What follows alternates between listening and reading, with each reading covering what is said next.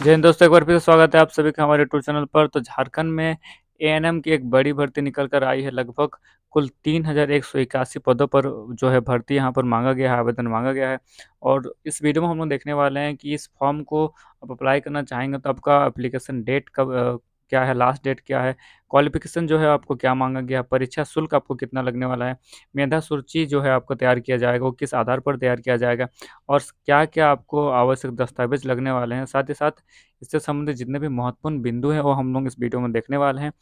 देखिए, ये मैं बता दूं कि ये जो है कुछ इसमें रेगुलर पद भी हैं और कुछ बैकलॉग पद भी सृजित किए गए हैं। तो रेगुलर पदों की संख्या ज़्यादा है और बैकलॉग पदों की संख्या कम है। ठीक है, तो फुल डिटेल हम लोग देखने वाले हैं, जिलावार किस जिला में कितना भर्ती है, सारी चीज़ें हम लोग इस वीडियो में देखने वाले हैं। तो अगर आप हमारे चैनल पर नए हैं तो एक बार चैनल को सब्सक्राइब कर दीजिए ताकि हम लोग वीडियो में और आगे बढ़ सके। ठीक है, तो चलिए एक बार हम लोग उस नोटिफिकेशन को देख लेते हैं जो झारखंड कर्मचारी चयन आयोग के द्वारा जारी किया गया है और जिसमें इस एग्जाम से संबंधित सारी जानकारियाँ दी गई है। ठीक है, तो चलिए एक बार हम नोटिस को देख लेते हैं। तो जैसा कि आप सभी देख पा रहे हैं कि झारखंड कर्मचारी चयन आयोग कालीबंगन, तो चाय बागान नामकुम रांची के द्वारा इसमें जो नोटिफिकेशन जारी किया गया है, झारखंड एएनएम प्रतियोगिता परीक्षा 2025 नियमित भर्ती का ये जो पीडीएफ मैं अभी दिखा रहा हूँ, ये नियमित भर्ती है, रेगुलर जो रिक्रूटमेंट है उसके बारे में डिटेल्स में दिया गया है। तो JANMCE 2025 देखिए, तो ये जो है महिला स्वास्थ्य कार्यकर्ता यानी एएनएम के रिक्तियों के विरुद्ध नियमित रिक्तियों के लिए संयुक्त महिला अभ्यर्थियों के चयन हेतु विहित पत्र में झारखंड एएनएम प्रतियोगिता 2025 के लिए ऑनलाइन आवेदन आमंत्रित किए जाते हैं। मतलब एएनएम के लिए ऑनलाइन आवेदन मांगा गया है। देखिए, सबसे पहले परीक्षा शुल्क की बात करते हैं। तो परीक्षा शुल्क जो आपको कितना लगने वाला है, तो परीक्षा शुल्क आपका 100 रुपये है। परीक्षा शुल्क में छूट किनको है, तो झारखंड राज्य की अनुसूचित जाति, अनुसूचित जनजाति के अभ्यर्थियों के लिए परीक्षा शुल्क 50 रुपये है। कार्मिक प्रशासनिक सुधार तथा राजभाषा विभाग झारखंड राज्य के पत्रांग तो आलोक में झारखंड राज्य के 40% या उससे अधिक निःशक्ता वाले दिव्यांग अभ्यर्थियों को परीक्षा शुल्क में छूट अनुमान्य है। तो आप अगर एसटी हैं या फिर एससी हैं तो आपको 50 रुपये लगने वाला है। आपका जनरल ओबीसी हैं तो आपको 100 रुपये लगने वाला है। और यदि आप दिव्यांग हैं तो आपको किसी भी प्रकार का फी पेमेंट करने की आवश्यकता यहाँ पर नहीं है। ठीक है, और परीक्षा शुल्क जो है मतलब नॉन रिफंडेबल है, आपको फिर वो वापस नहीं किया जाएगा। ठीक है, नेक्स्ट देखिए, ये हम लोग थोड़ा सा जिलावार रिक्ति जो है देख लेते हैं कि किस जिला में कितना जो है रिक्ति है, और इसमें कैटेगरी वाइज भी दिया गया। तो धनबाद में 134, सिमडेगा में 150, पूर्वी सिंहभूम में 172, पश्चिम सिंहभूम में 200, देवघर में 92, रांची 245, गिरिडीह में 72, बोकारो 130, चतरा 84, पाकुड़ में 126, गुमला में 203, हजारीबाग 127, कोडरमा 54, लातेहार 60, गोड्डा 122, पलामू 180, साहिबगंज में 98, दुमका 214, गढ़वा 131, खूंटी 96, रामगढ़ 63, लोहरदगा 55 और सरायकला खरसावा 95 और जामताड़ा में 117। तो इस तरह से लगभग 3020 पद जो हैं ये जिलावार हैं। और ये मैं बता दूं आप लोगों को, ये रेगुलर जो भर्ती है उसके बारे में इसमें डिटेल दिया है। ठीक है, जो बैकलॉग है उसके लिए एक अलग पीडीएफ में आप लोगों को दिखाऊंगा कि उसमें बैकलॉग में किस जिले में कितनी भर्ती हैं। तो आप कैटेगरी वाइज अपना देख लीजिए कि किस जिले में जो है, आप किस जिले से हैं और आपके जिले में कितनी भर्तियां हैं। ठीक है, तो कोटिवार रिक्तियों की संख्या अधियाची विभाग के अनुरोध के आलोक में संशोधित की जा सकती है। अगर इनको चाहे तो ये इसमें फेरबदल कर सकते हैं। ठीक है, लेकिन फिलहाल क्या योग्यता है देखिए, तो महिला स्वास्थ्य कार्यकर्ता यानी एएनएम जो आपका ग्रेड पे रहेगा, यानी वेतनमान जो रहेगा ये 5200 से 20,200 के बीच और ग्रेड पे रहेगा आपका 2400। तो 7वां पुनरीक्षित वेतनमान लेवल 4 के अकॉर्डिंग आपको जो पेमेंट दिया जाएगा।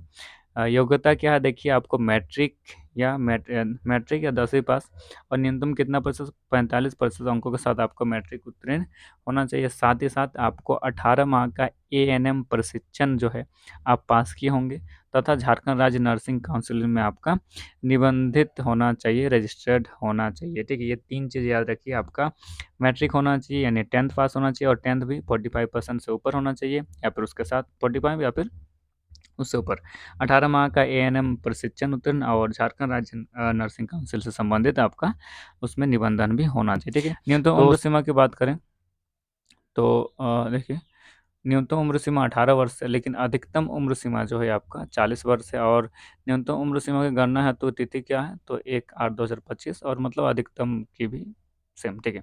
तो आपको न्यूनतम उम्र सीमा 18 वर्ष होना चाहिए, और अनारक्षित एवं आर्थिक रूप से कमजोर यानी जनरल और ओबीसी के लिए आपका 40 वर्ष मांगा गया है। अत्यंत पिछड़ा वर्ग और अत्यंत पिछड़ा वर्ग टू, मतलब सॉरी, हाँ, ये इकोनॉमिक वीकर सेक्शन और जनरल, ये दोनों के लिए 40 है। ओबीसी के लिए आपको 42, महिला आपको जिसमें अनुसूचित जनजाति और, हाँ, इनके लिए 43। अच्छा, अनुसूचित जाति पुरुष महिला के लिए 45 और अनुसूचित जनजाति पुरुष महिला के लिए 45 वर्ष। तो इस तरह से आपको एज में जो आपको रिलैक्सेशन दिया जाएगा, ठीक है। सभी कोटि के निःशक्त अभ्यर्थियों को अधिकतम आयु सीमा में 5 वर्षों की अतिरिक्त छूट दी जाएगी। अगर आप दिव्यांग हैं तो आपको 5 वर्ष का अतिरिक्त छूट जो है एज रिलैक्सेशन इसमें मिलेगा, ठीक है। आरक्षण का दावा करने वाले अभ्यर्थी हैं तो स्थानीय निवासी प्रमाण पत्र होना चाहिए, ठीक है। आपका ये कर सकें तो आपको क्या क्या दस्तावेज चाहिए आरक्षण लेने के लिए? स्थानीय निवासी प्रमाण पत्र आपका होना चाहिए, ठीक है। साथ ही साथ जाति प्रमाण पत्र आपका होना चाहिए। और नेक्स्ट चलिए हम लोग परीक्षा के स्वरूप पर बात कर लेते हैं कि आपको जो एग्ज़ाम होने वाला है वो किस प्रकार का होगा। तो आयोग द्वारा ओएमआर आधारित परीक्षा या फिर कंप्यूटर आधारित परीक्षा सीबीटी ली जाएगी, ठीक है। तो या तो आपको ओएमआर होगा या फिर आपका सीबीटी लिया जाएगा। तो किसी विषय की परीक्षा यदि विभिन्न समूह में लिया जाता है तो अभ्यर्थियों के प्राप्तांक का नॉर्मलाइजेशन किया जाएगा। एक से अधिक समूह में परीक्षा होने की स्थिति में अभ्यर्थियों की मेधा सूची उनके प्राप्तांक के नॉर्मलाइज अंक के आधार पर तैयार किया जाएगा तथा परीक्षा फल प्रकाशन के पश्चात उन्हें नॉर्मलाइज्ड अंक ही दिया जाएगा। तो अगर अलग अलग ये में किया जाता है तो फिर आपको नॉर्मलाइजेशन अलग करेंगे, ठीक है। परीक्षा का स्वरूप देखिए, तो परीक्षा एक चरण यानी मुख्य परीक्षा ही ली जाएगी, एक ही चरण में होगा आपका। परीक्षा में सभी प्रश्न या तो वस्तुनिष्ठ होंगे या मतलब वस्तुनिष्ठ एवं बहुविकल्पीय उत्तर के होंगे। प्रत्येक प्रश्न 1 अंक के होंगे, सही उत्तर के लिए 1 अंक प्रदान किया जाएगा। और उक्त परीक्षा में नेगेटिव मार्किंग का प्रावधान नहीं है, मतलब नेगेटिव मार्किंग इसमें नहीं रहेगा। परीक्षा की भाषा हिंदी और अंग्रेजी दोनों में होगी। और मुख्य परीक्षा की अवधि 1 घंटे यानी कुल 60 मिनट की होगी, जिसमें कुल 50 प्रश्न आपको पूछे जाएंगे, ठीक है। तो ये देखिए यहाँ पर दिया गया परीक्षा का पैटर्न जो क्या रहेगा, कुल 60 मिनट आपको समय दिया रहेगा, मतलब 1 घंटा आपको समय रहेगा और 50 प्रश्न आपको कुछ उसमें हल करने होंगे। तो परीक्षा का पाठ्यक्रम देखिए, महिला स्वास्थ्य कार्यकर्ता एएनएम पद हेतु पाठ्यक्रम जो है वो प्रविष्टि 14 के रूप में जो विवरणिका के साथ संलग्न है वो आपको पढ़ना होगा। और न्यूनतम अर्हता देखिए, लिखित परीक्षा में न्यूनतम अर्हता से कम अंक पाने वाले अभ्यर्थियों की मेधा सूची में शामिल नहीं किया जाएगा। तो अगर इससे कम अगर आप लाते हैं तो आपको मेधा सूची में शामिल नहीं किया जाएगा। अगर आप अनारक्षित यानी आप जनरल हैं या फिर ईडब्ल्यूएस, तो आपको कम से कम 40% आपको अंक लाना ही पड़ेगा, तब जाके आपको मेधा सूची में शामिल किया जा सकता है। एसटी/एससी के लिए 32, ओबीसी के लिए 34 और ओबीसी 2 के लिए 36.5 और आदिम जनजाति के लिए आपको 30% अंक कम से कम लाना ही होगा। और देखिए, परंतु यह न्यूनतम 5 वर्ष की सेवा पूर्ण करने वाले संविदा पर कार्यरत कर्मचारियों के मामले में न्यूनतम अर्हता संबंधी यह प्रावधान स्थिर रहेगा। तो जो लोग मतलब 5 वर्ष या उससे अधिक समय से संविदा पर आधारित उसमें कार्य कर रहे हैं तो उनके लिए ये न्यूनतम अंक वाला प्रावधान इसमें नहीं रहेगा। मतलब वो अगर इससे कम भी लाते हैं तो उनको किसी प्रकार से मेधा सूची में शामिल नहीं किया जाने वाला बात नहीं रहेगा, ठीक है। तो उनको शामिल किया जा सकता है, यहाँ पर साफ साफ लिखा हुआ है। नेक्स्ट देखिए, जो मुख्य परीक्षा के आधार पर मेधा सूची का निर्माण किस तरह से किया जाएगा। तो लिखित परीक्षा, मैट्रिक, इंटरमीडिएट, तकनीकी प्रशिक्षण एवं संविदा पर कार्य अनुभव के आधार पर मेधा सूची का निर्माण किया जाएगा। तो मेधा सूची जो आपका बनेगा उसमें आपका लिखित परीक्षा को शामिल किया गया है, मैट्रिक की परीक्षा को, इंटरमीडिएट की परीक्षा को, तकनीकी प्रशिक्षण जो आप लेंगे एएनएम का, और संविदा पर आधारित जो आप कार्य किए हैं, मतलब आपका जो अनुभव है उस आधार पर जो आपका टोटल मेरिट लिस्ट बनने वाला है। देखिए, उपयुक्त उपखंडिका 20 के आधार पर कोटिवार न्यूनतम अर्हता प्राप्त अभ्यर्थियों के कुल प्राप्तांक की गणना निम्नलिखित की जाएगी। आयोग द्वारा आयोजित परीक्षा का प्राप्तांक मतलब 50 अंक अधिकतम। तकनीकी योग्यता एएनएम वाला, इसमें 10 अंक अधिकतम। 60% या उससे ऊपर अंक अथवा समकक्ष ग्रेड 10 अंक। 60% से कम अथवा 45% अंक तक अथवा समकक्ष ग्रेड 7 अंक। 45% से कम अंक अथवा समकक्ष ग्रेड तो 5 अंक जो है आपको दिया जाएगा, ठीक है।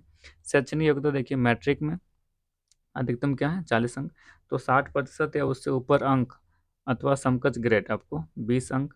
60% से कम अथवा 45% तक 15। 45% से अथवा कम अथवा समकक्ष ग्रेड अथवा समकक्ष ग्रेड को कितना दिया जाएगा, 10 अंक। ठीक है। इंटरमीडिएट में आपका 60% एवं उससे ऊपर अंक अथवा समकक्ष ग्रेड 20 अंक दिया जाएगा। 60% कम अथवा 45% अंक 15, और 45 से कम आपको 10 अंक। तो ये देखिए मैट्रिक और इंटर को मिला के आपको 40 अंक आने वाला है। ठीक है। मैट्रिक इंटर में अगर 60 से ज़्यादा लाएँ तो इधर 20 आपको मिल जाएगा। 60 और 45 के बीच में लाएँ तो इधर 15 30 मिल जाएगा। 45 से कम लाएँ तो इधर 10 और 10 आपको 20 मिलेगा। ठीक है। झारखंड राज्य के सरकारी अस्पतालों में संविदा कार्य अनुभव के लिए 5 अंक प्रति पूर्ण वर्ष की दर से 50 अंक अधिकतम कुल प्राप्तांक हर मतलब आपको कम से कम 5 अंक करके दिया जाएगा। देखिए क ख ग घ मतलब 50 + 10 + 40 + 50 आपको कितना होगा, 150। तो 5 साल काम किए हैं और 5 साल के आधार पर आपको कितना दिया जाएगा, 50 अंक अधिकतम, मतलब 50 अंक आपको दिया जा सकता है। तो इस तरह से देखिए किस तरह से आपको बन रहा है यहाँ पर। सबसे पहले जो आप एग्ज़ाम देंगे, ठीक है, जो आपका एग्ज़ाम होगा क उसमें 50 अंक है। तकनीकी योग्यता में आपको अधिकतम कितना है, 10 अंक है। आपका मैट्रिक और इंटर शैक्षणिक योग्यता मिला के 40 अंक इसमें, और लास्ट जो बच गया आपका जो आपका कार्य अनुभव है उसके आधार पर 50 अंक। तो टोटल 150 अंक का आपका समझ लीजिए कि उसमें आपका मेरिट निकलेगा। ठीक है। तो उक्त के आधार पर अधिकतम कुल 150 अंक देय होगा। गणना उपरांत प्राप्त कुल प्राप्त अंक के आधार पर मेधा सूची गठित की जाएगी। मतलब ये जो आपका होगा 150 नंबर पर ही आपका मेरिट बनेगा। और 150 नंबर देखिए कैसा बटा हुआ, 50 नंबर मिल गया आपको आपका एक्सपीरियंस के आधार पर, 20 नंबर और इधर का 20 नंबर, तो 40 नंबर आपका शैक्षणिक योग्यता मैट्रिक और इंटर मिला के, और 50 अंक 10 अंक आपको मिलेगा तकनीकी योग्यता जो एएनएम का आप लिए हैं ट्रेनिंग, और 50 अंक आपका जो एग्जाम लिया जाएगा। ठीक है। तो इस आधार पर आपको टोटल मतलब 150 अंक का जो है आपका एग्ज़ाम होने वाला है। ठीक है। मतलब 150 पे आपका मेरिट बनेगा। और ऊपर जैसे यहाँ पर देखिए दिया गया था कि आपको टोटल 50 अंक का एग्ज़ाम ही होगा। तो एग्ज़ाम होगा 50 अंक का, और 10 अंक मिलेगा आपको प्रशिक्षण से, 10 अंक आपको मिलेगा 40 अंक मिलेगा आपको शैक्षणिक योग्यता से, और 50 अंक मिलेगा आपको अनुभव के आधार पर। तो इस आधार पर 150 नंबर पर आपका मेरिट बनने वाला। ठीक है। आई होप कि आप लोगों को ये समझ में आ गया होगा। देखिए अगर हम लोग डेट की बात करूँ तो अप्लाई डेट अभी तक आया नहीं है। ठीक है। अप्लाई डेट अभी तक आया नहीं है। जैसे अप्लाई डेट आ जाता है मैं आप लोगों को बता दूंगा। और ये देखिए ये जो है ये आपका बैकलॉग वाला जो है, बैकलॉग भर्ती बैकलॉग एक बार देख लीजिए आप। तो इसमें जो रिक्ति है आपको जिलावार इस तरह से, पश्चिम सिंहभूम में 9, गिरिडीह में 83, लातेहार में 15, गोड्डा में 13, परामू में 15, साहिबगंज में 1, दुमका में 12 और सरायकला में 13। तो बैकलॉग का आपका कुल 161 पद है। और तो इधर हम लोग देखिए रेगुलर का, तो रेगुलर का आपको 3020, हाँ 3020। तो टोटल मतलब आपको तो मैंने ऊपर बताया आपको लगभग इतने पोस्ट जो है आपका निकाला गया है एएनएम का भर्ती के लिए। तो अगर आप इस ये एक एग्ज़ाम का तैयारी कर रहे थे या फिर इसका इंतज़ार कर रहे हैं तो ये आप लोगों के लिए एक अच्छा अवसर है।